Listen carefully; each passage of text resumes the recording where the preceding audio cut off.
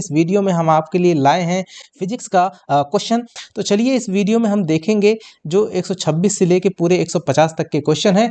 तो बने रहिएगा, वीडियो के अंत तक जरूर देखिएगा अगर आप एग्जाम देने जा रहे हैं तो चलिए शुरू करते हैं बिना देर किए हुए।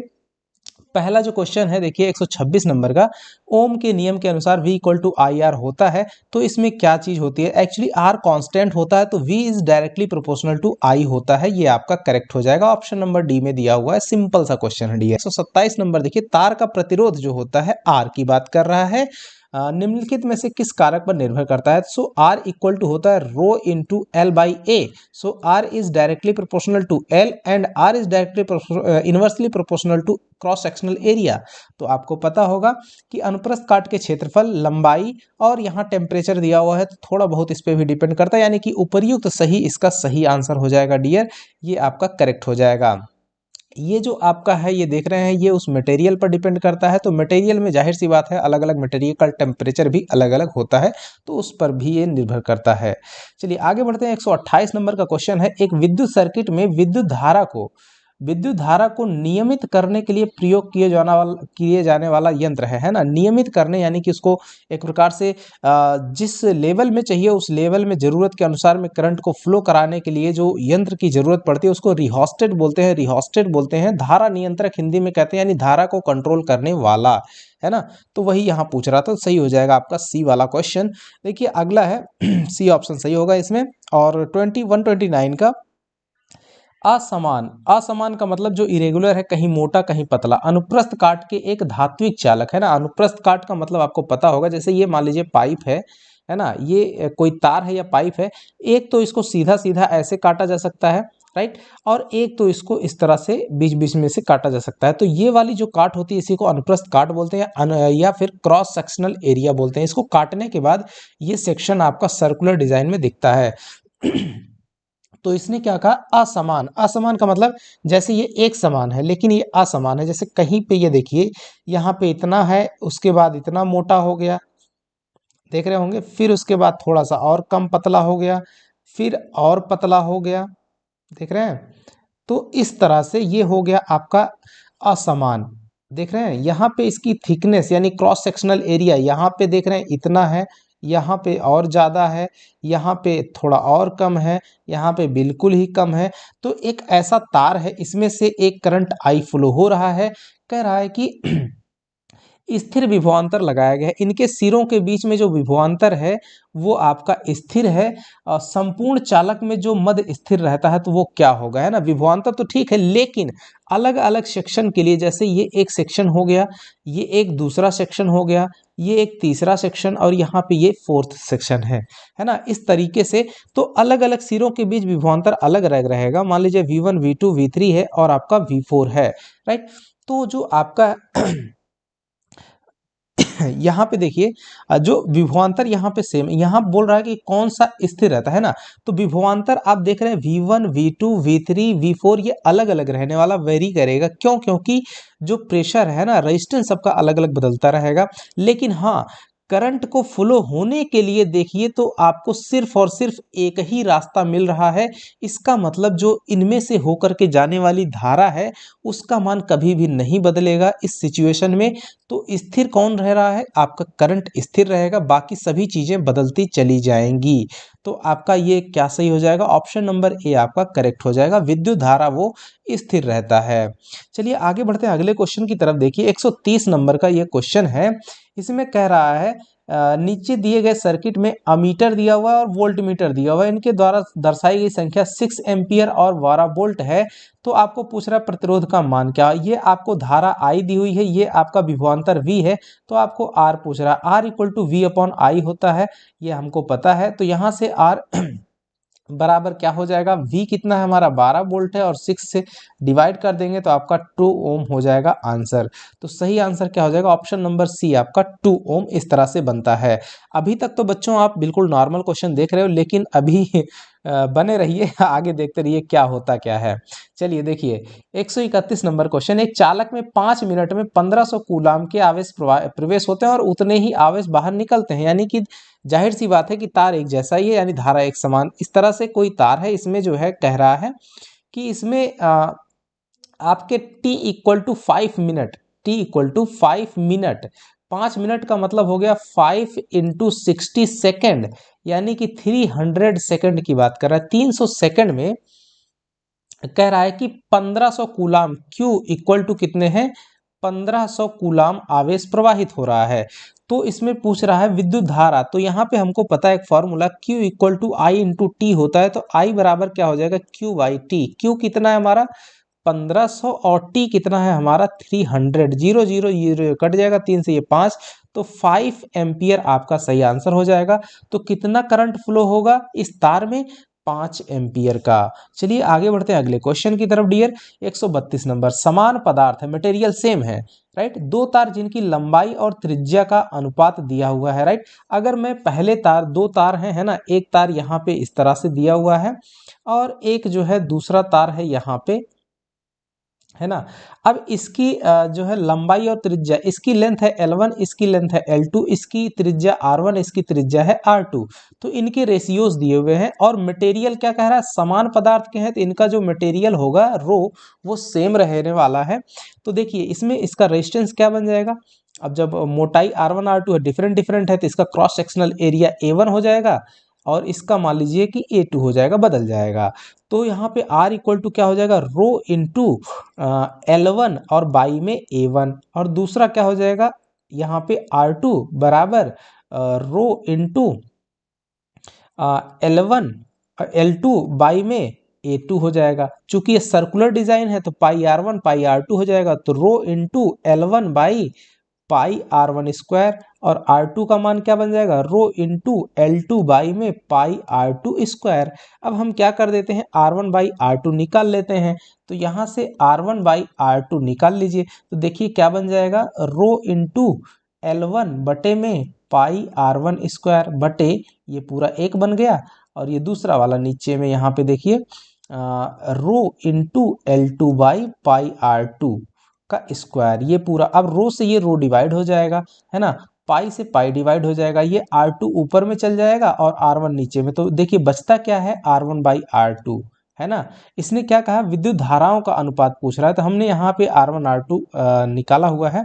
अभी आपको बताते हैं कि ये रेशियो निकालने के बाद फिर धारा में हम लोग रिजल्ट निकाल लेंगे, है ना। 6 वोल्ट यहाँ पे विभवांतर भी आपको दिया हुआ है, पहले R1 बाई R2 निकाल लीजिए, तो देखिए क्या होगा, L1 हमारा L1 बाई L2, इसको लिख लेंगे, क्या बन जाएगा, ये L1 बाई L2 एक ब्रैकेट में, और इनटू यहाँ से बन जाएगा आपका R2 बाई R1 का होल स्क्वायर। तो इस तरह से आपका जो R1 बाई R2 आएगा वो क्या आएगा, देखिए L1 बाई L2, यहाँ से देखिए हमारे पास जो मैंने यहाँ दिया हुआ है क्या, R1 by L1, R1 by sorry L1 by R1 है, L1 बाई R1 दिया हुआ है कितना, 3/4, और L2 बाई R2 दिया हुआ है आपका 3/2, राइट। तो यहाँ से हमने क्या कर लेना है, सीधे सीधे, आपको ज़्यादा कुछ सोचने की ज़रूरत नहीं है।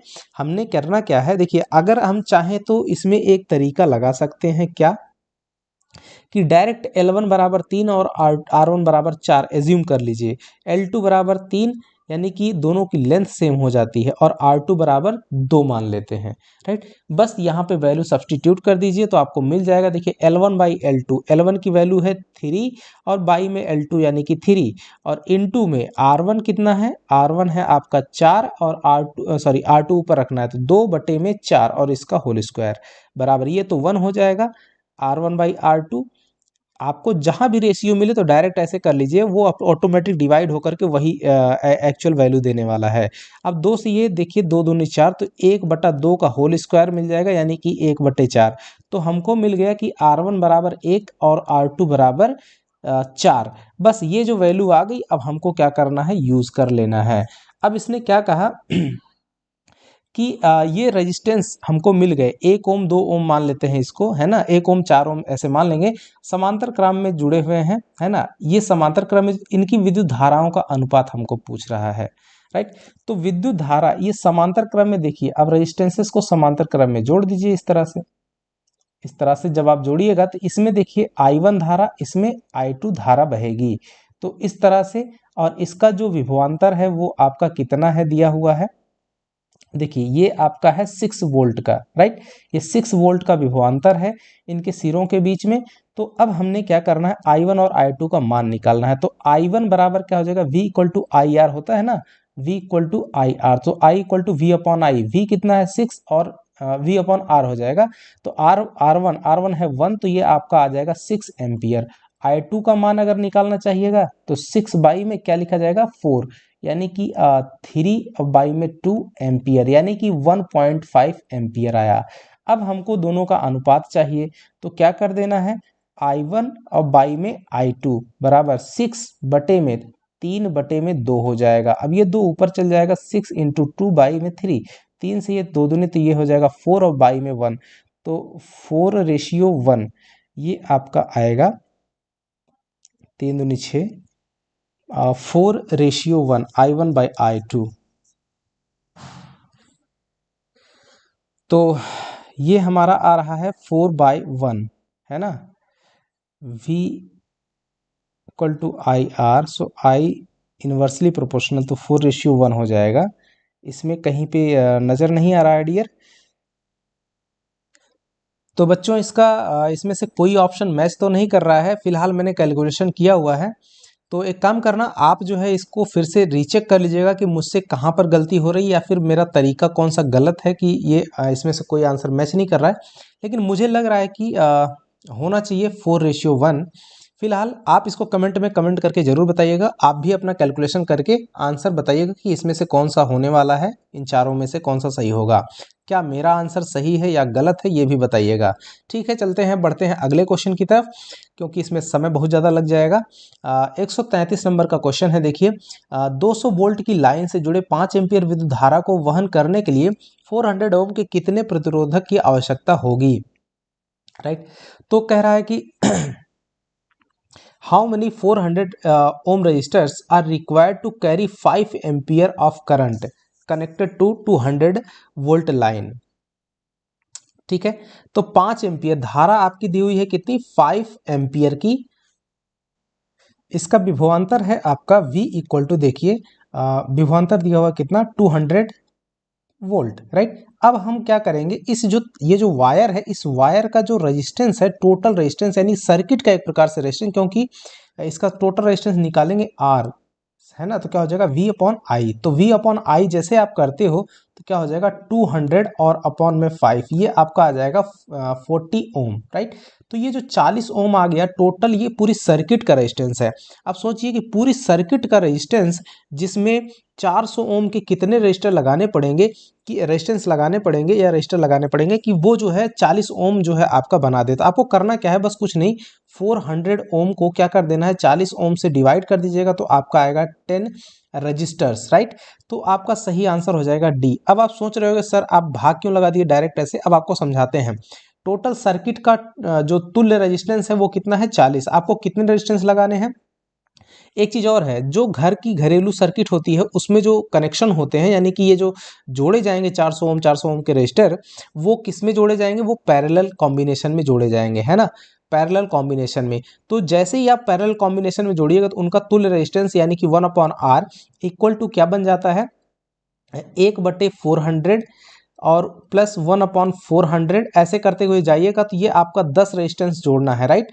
तो इस तरह से जब आप 10 रेजिस्टेंसेस जोड़िएगा तो आपका आएगा 10/400, राइट। तो यहाँ से देखिएगा ये आपका बन जाएगा 1/40। तो 1/R इक्वल टू 1/40, तो यहाँ से आपका R इक्वल टू क्या आ गया, 40 ओम, जो कि आपका सर्किट का टोटल रेजिस्टेंस है, जो हमने ऊपर में निकाल करके पहले ही चेक कर लिया और इसको डिवाइड कर दिया, तो हमको पता चल गया कि इतने सिंपल रेजिस्टेंसेस, इनको जोड़ देंगे तो यहाँ से बन जाएगा। तो इस तरीके से आपको करना होता है डियर। काफ़ी इंटरेस्टिंग और ज़बरदस्त क्वेश्चन है, जैसा कि मैंने वीडियो में शुरू में बोला था, अब आपको लग रहा होगा। चलिए आगे बढ़ते हैं अगले क्वेश्चन की तरफ। देखिए सिंपल सा फिगर दिया हुआ है ना, लेकिन देखने में काफ़ी टेढ़ा है। देखिए ओम के नियम का सत्यापन करने के लिए निम्नलिखित में से कौन सी व्यवस्था का प्रयोग किया जा सकता है। ध्यान देना, आपको 2-3 बातों का ध्यान रखना होगा। ओम के नियम में एक वेरिएबल रेजिस्टेंस की जरूरत पड़ती है ना। यहाँ पे ये दोनों रेजिस्टेंस है जो कि आपके पैरेलल कॉम्बिनेशन में जुड़े हुए हैं। और जो वोल्टमीटर होता है, वोल्टमीटर हमारा पैरेलल कॉम्बिनेशन में जुड़ता है, जबकि अमीटर हमारा किसमें, सीरीज में जुड़ता है, जो कि यहाँ पे पहले फिगर में दिख रहा है। इसका मतलब ये हमारा सेटअप जो है 1 नंबर का है, यानी कि सबसे सही है।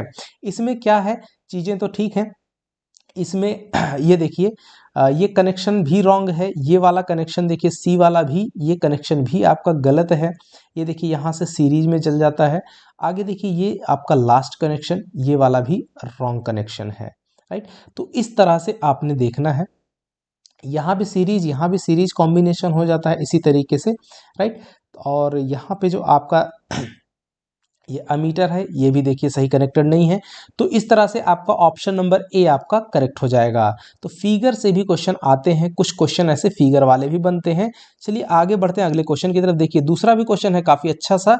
ये देखिए दो प्रतिरोध हैं R1 और R2, इस श्रृंखला यानी कि आपको सीरीज में जुड़े गए हैं और पैरेलल में, राइट।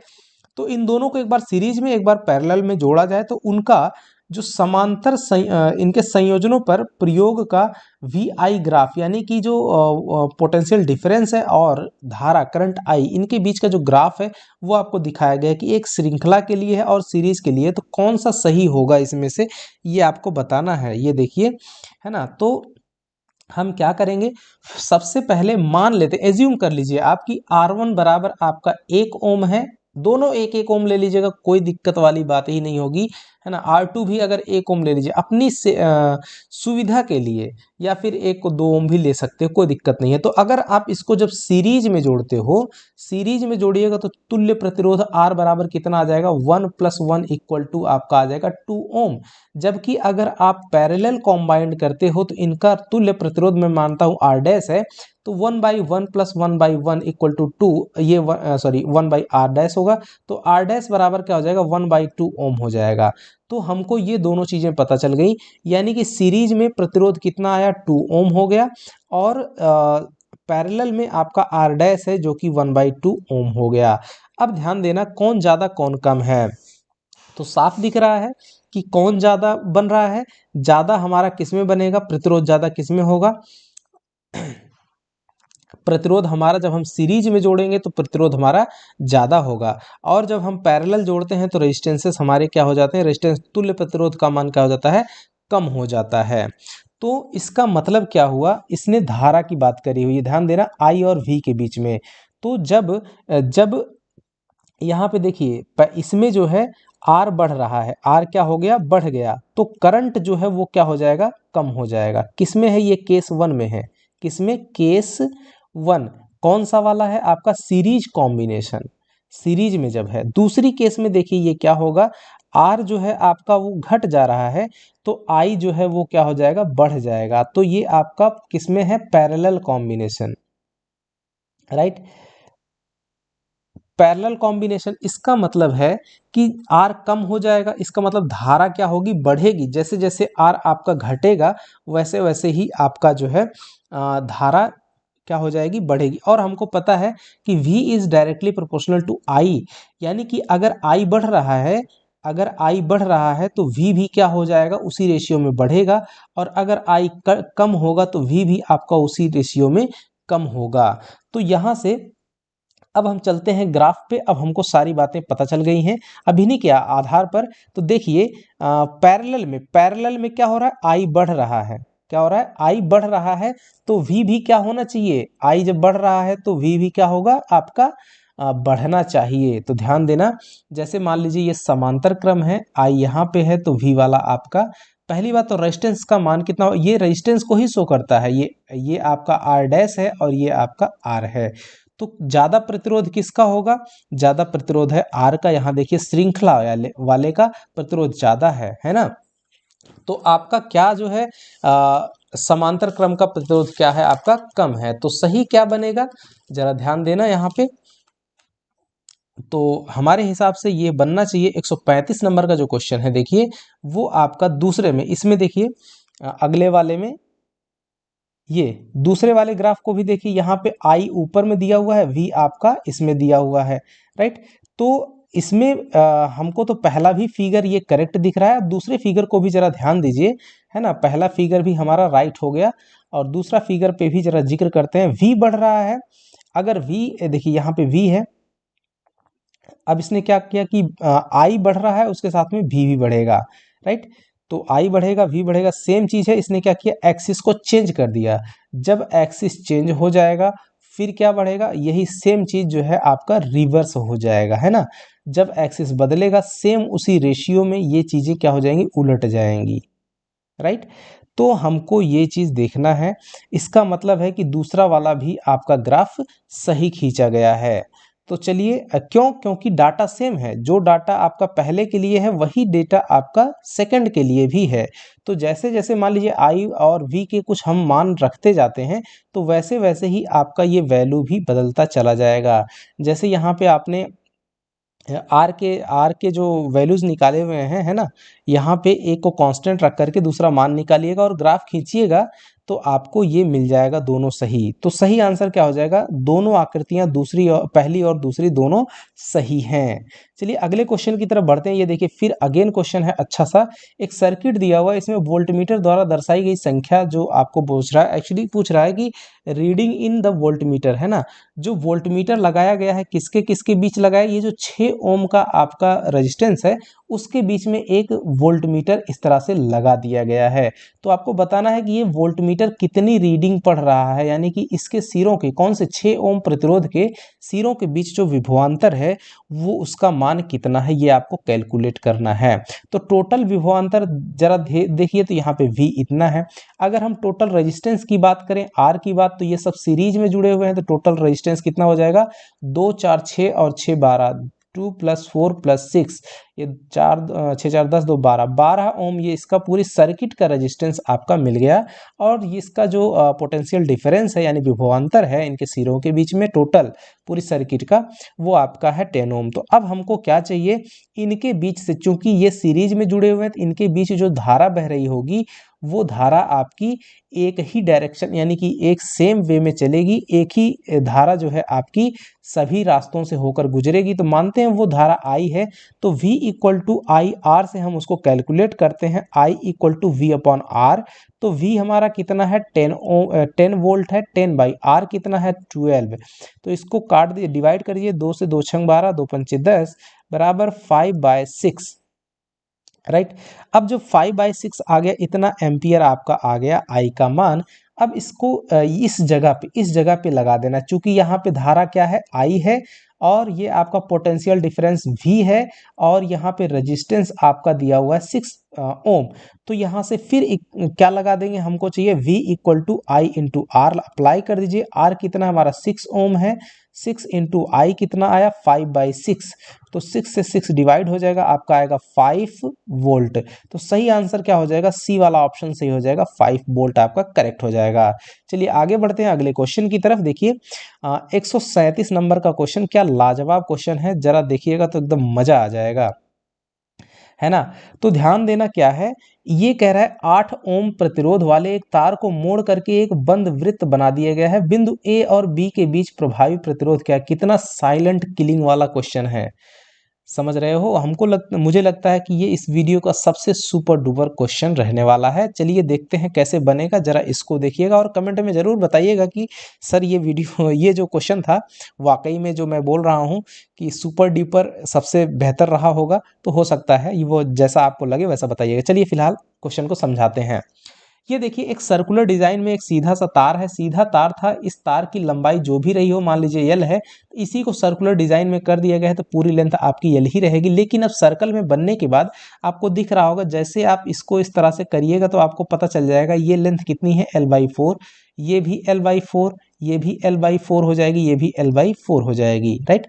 अब इसमें हमको क्या बोल रहा है, तो जरा ध्यान देंगे इसमें, जैसे ए और बी के बीच विभवांतर की बात कर रहा है। एक्चुअली तार यहाँ से काट के दो जगहों पे जोड़ दिया गया है, तो हमारे पास यहाँ पे दो डिजाइनें मिल जाती हैं, यानी कि दो समझिए कि यहाँ पे तार मिल जाते हैं। एक तो कौन सा वाला, जरा यहाँ पे देखिए, मैं यहाँ कलर कर रहा हूँ। एक तो ये वाला ए से बी, है ना, एक तार, तो इसका रेजिस्टेंस मान लीजिए R1 है, और दूसरा वाला ये वाला, इसका रेजिस्टेंस मान लीजिए R2 है। अब चूंकि ये देखिए एक सिरे पर ये दोनों इस तरीके से जोड़ दिए गए हैं, इस तरीके से जोड़ दिए गए, जस्ट बिहेव कि ये जो है एक दूसरे के पैरेलल कनेक्टेड है, यही समझने वाली बात है इसकी, है ना। अब ये R1 हो गया आपका और ये R2 हो गया, ये दोनों एक दूसरे के पैरेलल में कनेक्टेड हैं, R1 R2, राइट। अब हमको चाहिए क्या, है ना। तो इनका प्रभावी प्रतिरोध हमको निकालना है। तो अब जरा ध्यान देंगे कि चूंकि R हमको पता है, R is directly proportional to length, right.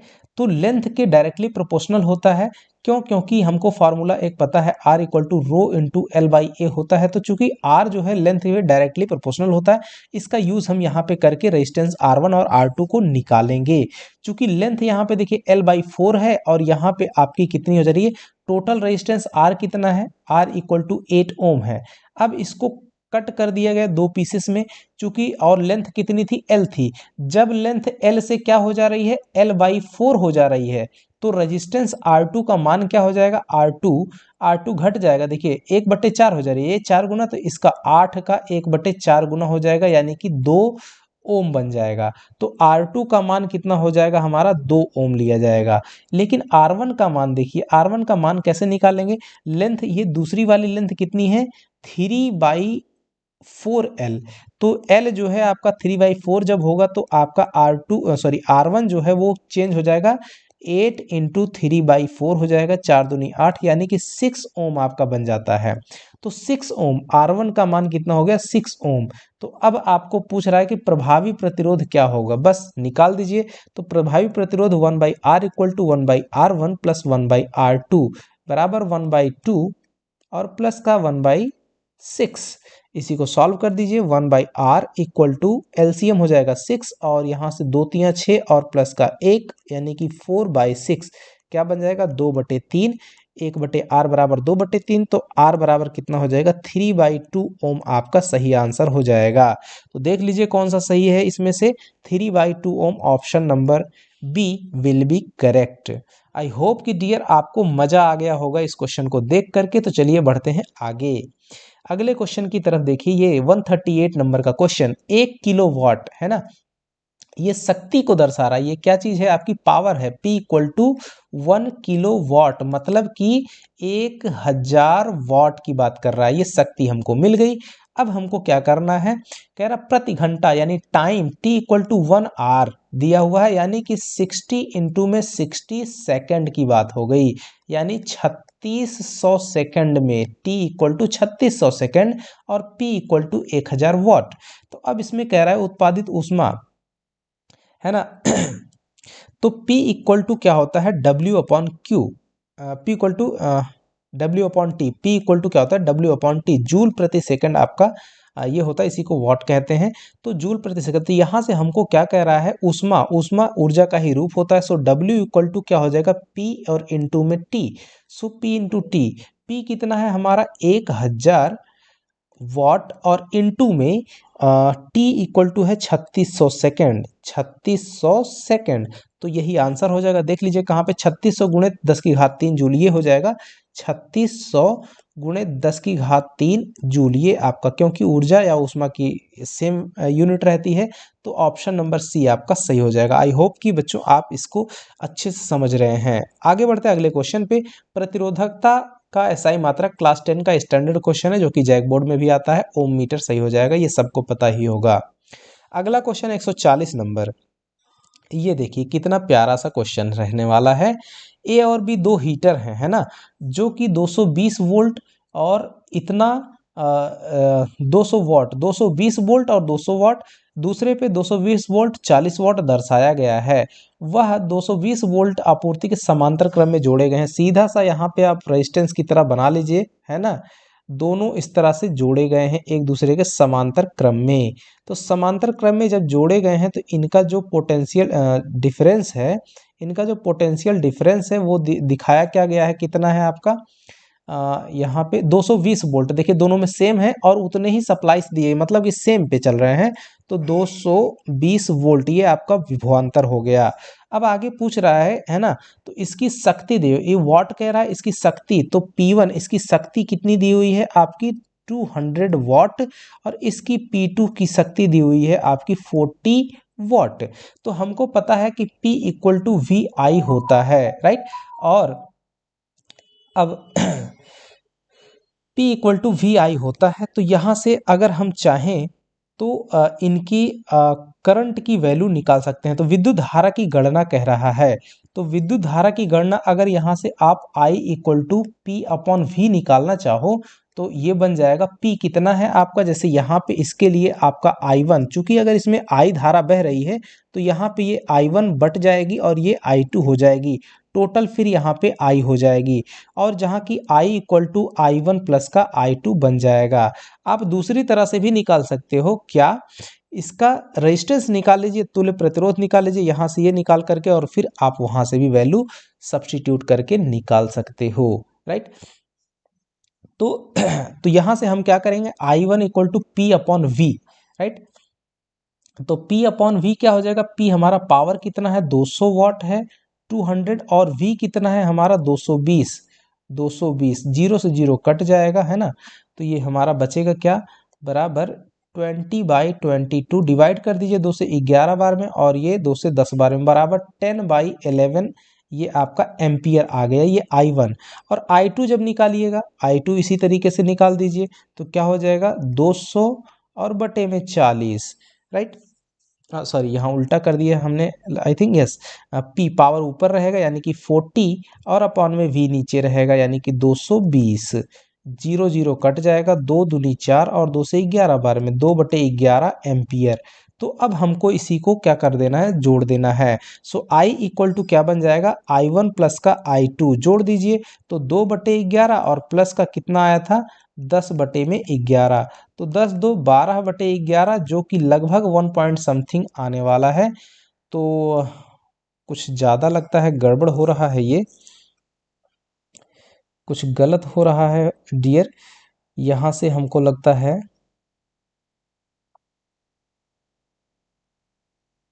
ये आपका 1 के आसपास आ रहा है ना, 140।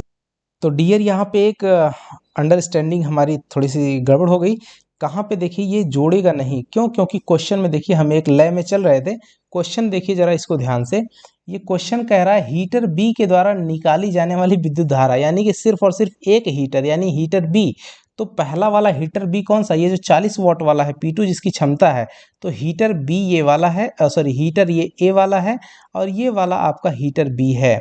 तो हीटर बी की जो धारा यानी I2 की बात कर रहा है यहाँ पे, तो I2 जो निकला हुआ है I2 की ही बात कर रहा है, ये पूरा जोड़ना नहीं है, ये टोटल धारा की बात नहीं कर रहे हैं, और मैं यही गलती कर रहा था, है ना, चूंकि यहाँ हीटर बी के द्वारा निकाली जाने वाली धारा की बात कर रहा है I2। तो I2 हम निकालेंगे, तो I2 हमारा कितना आया था, यहाँ पे देख लीजिए I2 आया है 2/11 एम्पियर, सो 2/11 एम्पियर। इसको थोड़ा सा सिंप्लीफाई करिए, तो 0 पॉइंट लगाइएगा 20 हो जाएगा, ये कितनी बार में जाएगा 11 1 11, और यहाँ पे 9 बचता है, 0 लग जाएगा, 11 8 88, और ये लगभग 0.18 के आसपास जाएगा। तो यहाँ पे ऑप्शन नंबर सी में दिया हुआ जो कि आपका सही हो जाएगा बच्चों। तो इस तरह से ये क्वेश्चन करने हैं। देखिए थोड़ा सा मुझे भी, मैंने ये लिख दिया था यहाँ पे, इस वजह से हम देख नहीं पाए और क्वेश्चन को जल्दबाजी में करने की कोशिश की, और टोटल मुझे लगा कि टोटल धारा की बात कर रहा है। फिलहाल यहाँ हीटर बी के द्वारा जो धारा ली जा रही है, निकाली जा रही है, उसके द्वारा पूछ रहा है। तो ये सही आंसर हो जाएगा, सी वाला आपका करेक्ट हो जाएगा। अगला क्वेश्चन है डियर 141 नंबर, आपके घर में एक छोटे विद्युत संयंत्र से 45 किलो जूल ऊर्जा उत्पादित हो रही है ना। तो यहाँ पे आपका W दिया हुआ है कितना, 45 किलो जूल की बात कर रहा है, यानी कि 45 इंटू 10 की पावर 3 जूल हो गया। तो आप एक 45 वाट का तपदीप्त बल्ब लगभग कितनी देर जला सकते हैं, T आपको निकालना है, और P आपको दिया हुआ है, P आपको दिया हो 45 वाट। तो हमको पता है कि P equal to W upon T होता है डियर। बस यहीं से हमको क्या निकाल देना है, T बराबर क्या बन जाएगा, T बराबर हो जाएगा W अपॉन का P। बस W की वैल्यू यहाँ पे रख दीजिए 45, और इनटू में 10 की पावर 3 जूल, और बटे में आपका पावर है कितना 45 वाट। तो 45 से डिवाइड हो जाएगा, बराबर आ जाएगा 1000, और ये T है तो 1000 सेकंड। लेकिन यहाँ पे सेकंड में आंसर नहीं है, बस इसको 60 से डिवाइड कर दीजिए तो आपको आंसर मिल जाएगा, बराबर 100/6, 2 3 6 और 2 से ये 50 बार में, बराबर 50/3। तो T बराबर कितना आ जाएगा, जरा निकाल के देखिए, टी बराबर 50, इसको काट दीजिए तो 16 दूनी बत्तीस, 16 48 है ना, 16.67 के आसपास आएगा। इतना सेकंड आपका सही हो जाएगा। ऑप्शन नंबर बी आपका करेक्ट हो जाएगा डियर। तो देख रहे हैं आपकी किस तरीके के क्वेश्चन आते हैं। चलिए अगले क्वेश्चन की तरफ बढ़ते हैं, है ना। 42 नंबर का क्वेश्चन है। एक विद्यार्थी को ये ग्राफ दिया गया है, तो प्रतिरोधक का प्रतिरोध कितना होगा ये आपको पूछ रहा है। ये जो आई दी हुई है ये आपका किसमें है, मिली एम्पियर में है, यानी कि ये 1 milli ampere, 2 milli ampere, 3 milli ampere, 4 milli ampere, जबकि विभवांतर जो दिया गया है वो आपका वोल्ट में है, एकदम सीधा सीधा। तो मिली एम्पियर का 1 मिली एम्पियर बराबर होता है 10⁻³ एम्पियर। तो यानी कि ये सब इसमें हमको मिली एम्पियर को एम्पियर में कन्वर्ट करने के लिए 10⁻³ से मल्टीप्लाई कर देना है। तो सीधे अगर हम किसी भी पॉइंट पे खड़े हैं, मान लीजिए इस पॉइंट पे, इस पॉइंट पे, इस पॉइंट पे, ये दिखा क्या रहा है, ये रेजिस्टेंस को दिखा रहा है। स्लोप सेम है, इसका मतलब हर बिंदु पर जो प्रतिरोध है वो आपका सेम रहेगा।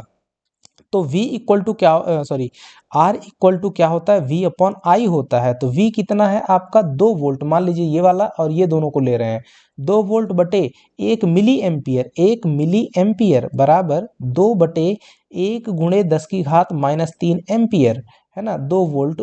तो ये हो जाएगा 2 बटे 10⁻³ यानी कि 2 गुणे 10⁻³ राइट।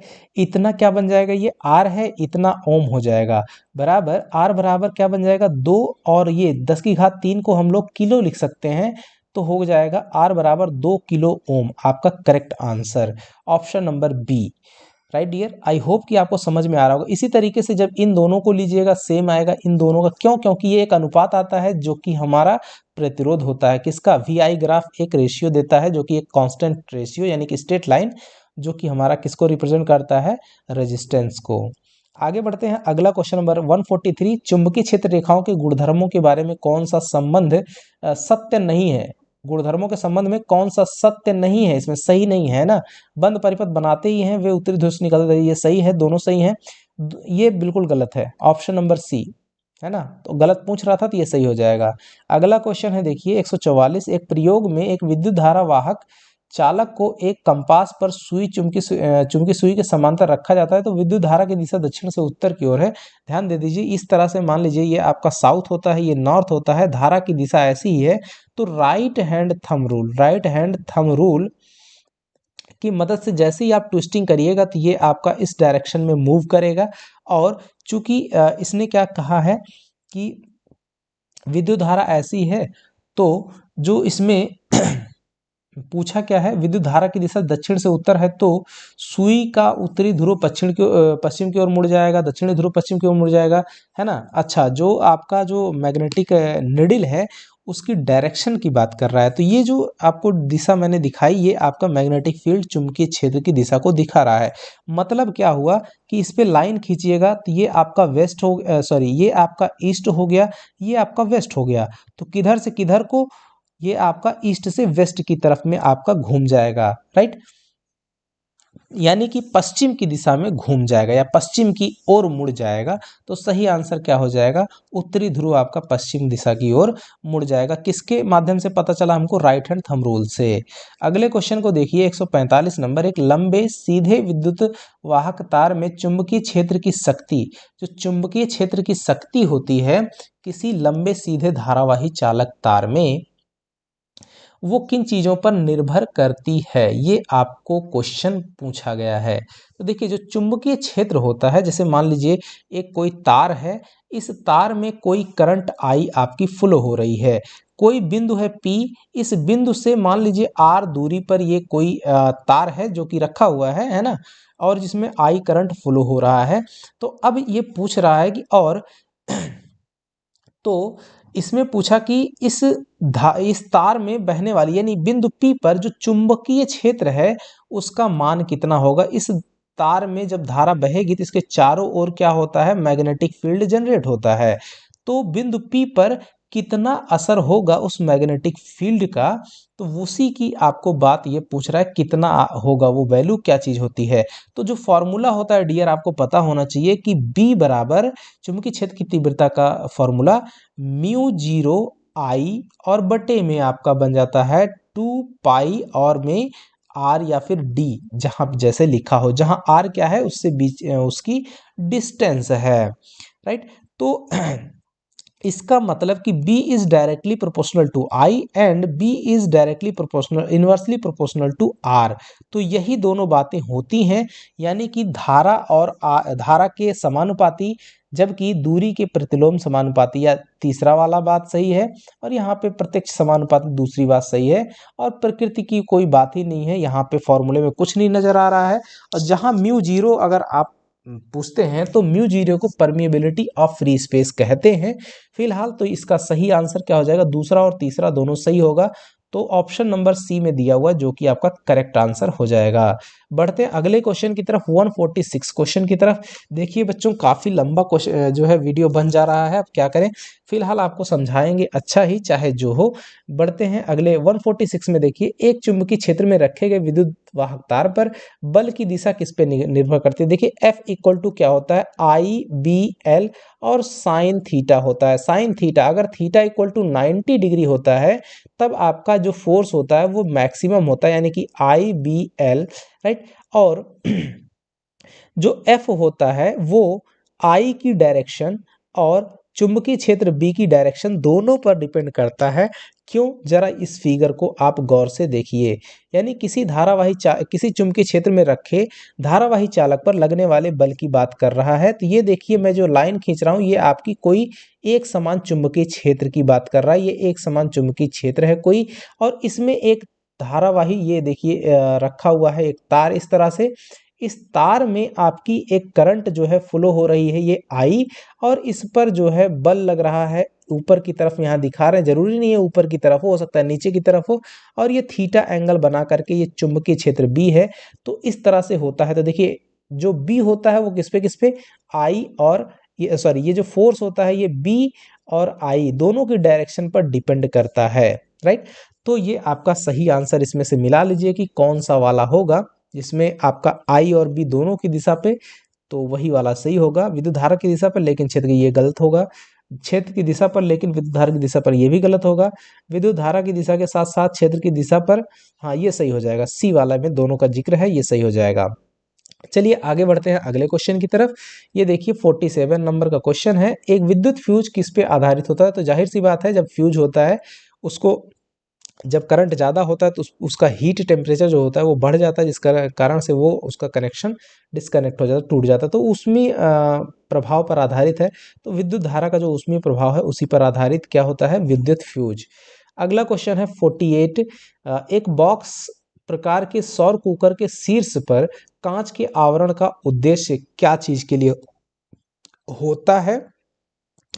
तो जो उसमें रखा होता है, देखिए जो ग्लास का आवरण बना रहता है उसका मतलब है कि विकिरण के द्वारा जो ऊष्मा का ह्रास होता है उसको कम करने के लिए, राइट। तो ऑप्शन नंबर आपका डी सही हो जाएगा। आगे बढ़ते हैं अगला क्वेश्चन 49। ये देखिए ये भी क्वेश्चन एनसीईआरटी की किताब में कहीं कहीं पे देखिए इसका 15 आंसर रहता है ना, कि क्या होता है, पवन विद्युत जनित्र में न्यूनतम स्पीड पवन की कितनी होनी चाहिए। तो 15 किलोमीटर पर आर, कहीं कहीं पे 16 किलोमीटर पर आर भी लिखा रहता है। तो ध्यान रखिएगा, कोई दिक्कत नहीं है, थोड़ा बहुत अंतर में चलता है। आगे और लास्ट क्वेश्चन, जैसा कि मैंने शुरू में बताया था कि लास्ट क्वेश्चन आपके लिए रहेगा, इसको जरूर बताइएगा कि आप इसका आंसर क्या होगा। फिलहाल ये बहुत इजी क्वेश्चन है ना, ये आपका 10th क्लास के बोर्ड एग्जाम में भी आने वाला क्वेश्चन है, बस इसमें थोड़ा सा उसका रूप परिवर्तित कर दिया गया है ऑप्शन दे दे करके, राइट। ठीक है बच्चों, तो एंजॉय करिए और मस्त रहिए, अपनी तैयारी बढ़िया से करते रहिए। नमस्कार, जय हिंद।